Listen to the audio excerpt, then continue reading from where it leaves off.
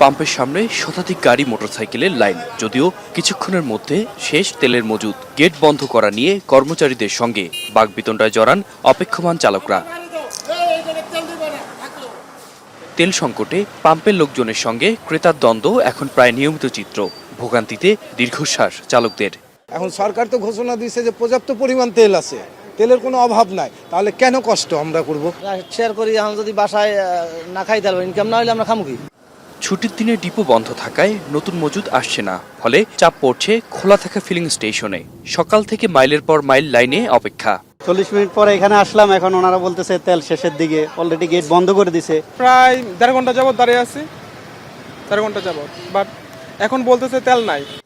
Depot থেকে চাহিদার তুলনায় কম তেল পাওয়ার অভিযোগ পাম্প মালিকদের। ডিপো থেকে চাহিদা অনুযায়ী হয়তো কিছু কম দিচ্ছে, কিন্তু মানুষের চাহিদা বেশি। যার 1000 টাকার দরকার সে নিছে 5000 টাকা, হুন্ডারা যার দরকার 200 টাকা সে নিয়ে নিছে 1500 টাকা।